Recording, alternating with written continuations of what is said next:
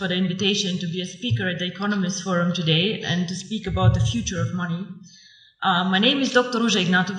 I hold a PhD in law. I have always been very interested in financial services and worked about 6 years with McKinsey in Eastern Europe, actually when the crisis hit us really, really bad. I was spending my time in Russia with Sberbank, and it was an interesting time. I want to speak today about, as I said, the future of money, the future of payments, and I am, how to say, a bit sad to listen to the speaker before me, who are having such a gloomy outlook, focusing on all the issues that the region faces, and showing us a future where we have to do a lot of catching up in Eastern Europe, a lot of work, a lot of tasks, a lot of issues.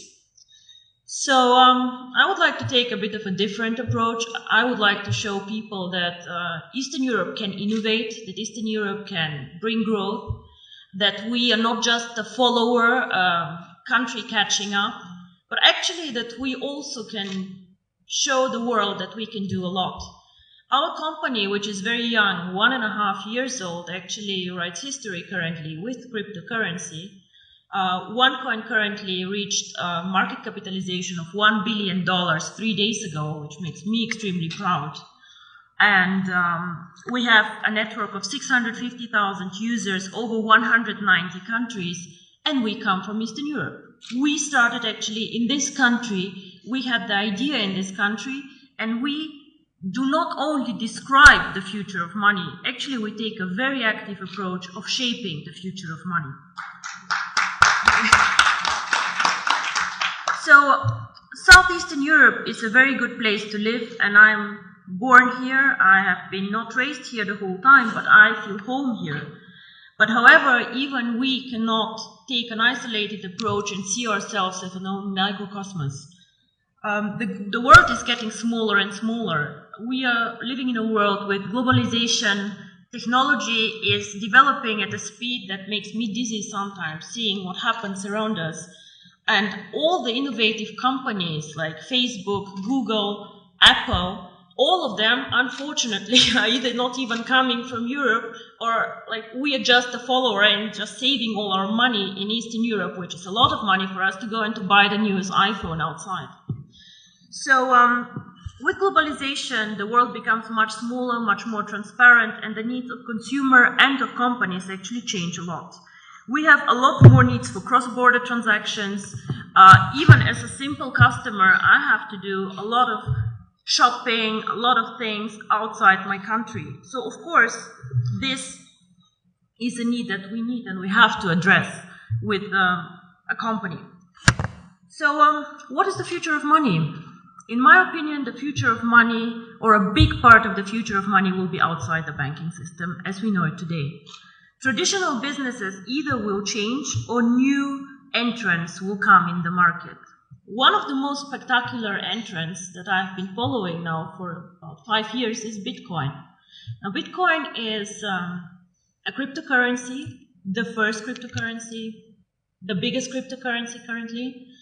And these people who created Bitcoin, nobody officially knows who they are, have my fullest respect for the innovation, disruption, and value creation that they actually did to the financial market.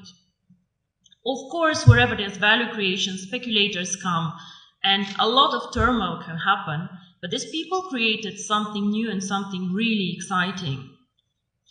Bitcoin and the blockchain technology, which makes financial services independent from governments, independent from regulators even, and independent from banks as we know them, already starts changing the world we live in.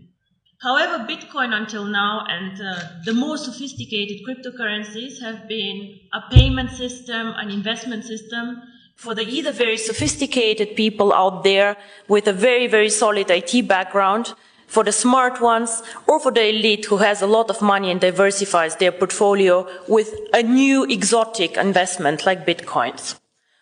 The market is still not very big, with a market capitalization fluctuating between 2 and 3 billion, transactions happening every day about 200 million euro. So we still have a lot of potential to grow in the cryptocurrency market, but we see a start. So we have been, or are we still an emerging market? I'm not sure what is politically correct to say, but emerging markets are out there. And we can speak about Latin America, we can speak about Asia, we can speak about Africa, extremely interesting market actually, which is like catching up now. And we can speak about also the small Asian countries. In all these countries, we have an issue that we also had here actually, a lot of people who are underbanked, unbanked, or just forgotten by the big players. Why?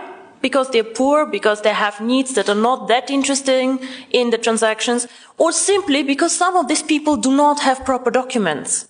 I have been in countries where people, every one of them has a smartphone, but has no proper ID card. So how do these people bank?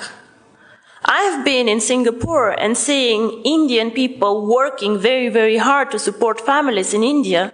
How do these people send money to their families and to their loved ones? Remittance business in Dubai, all the Filipinos working there and pushing economy. What do these people do? What they do is they either go to a bank to do foreign exchange, they go to a Western Union outlet, and they pay high fees. Because why? We as a financial sector charge always most the ones who are the poorest, who are like the ones with the needs that nobody else can serve. If you're an affluent customer, if you have a lot of money, the banks will fight for you. They'll give you cards for free. They'll do their best to make you happy. But the people out there, the mass customers, the ones who actually change the world, the ones who are working for economy, these people are underserved, underbanked, and I believe that cryptocurrency can change their life. And not only me, actually, I think Bill Gates believed the same and said that cryptocurrency can make a huge difference for emerging markets. So, what is really the future of money? I believe that if cryptocurrency is spread out there to the mass market, to people who can be made understand cryptocurrency, and as you say, cryptocurrency sounds very, very complicated, hidden, complex. Can I do it? If we manage to make cryptocurrency actually accessible to people out there who are smart enough to understand a smartphone, who are smart enough to move and to work in an Asian country, if we make it simple, we can become actually the next mass phenomenon, like Google, like Facebook, become a network of active users. Until now, cryptocurrency did not make the leap, in my opinion, because it is not user-friendly, because it's not easy to use for the mass market, and because people perceive it as very difficult. So the person or the company who makes it actually to make cryptocurrency easy to use, accessible in the markets that need it, and this is not the US, gentlemen, this is the emerging markets where people want to work with it, to use it. If we make cryptocurrency not only a tool for speculators and investors to make quick money, but make it usable, if we work on KYC, on documentation, on making it transparent and bringing cryptocurrency to the traditional world, with the regulators, by the way, the US actually government, 4 weeks ago, they said that cryptocurrency is actually in a status equal to commodities. So it means that actually cryptocurrency can be treated like virtual gold. Commodities is gold, is silver, platinum, and apparently bitcoins. So the future of money can be searched, I think, outside the banking system because we are still more flexible. We do not fight the issues that the banks have.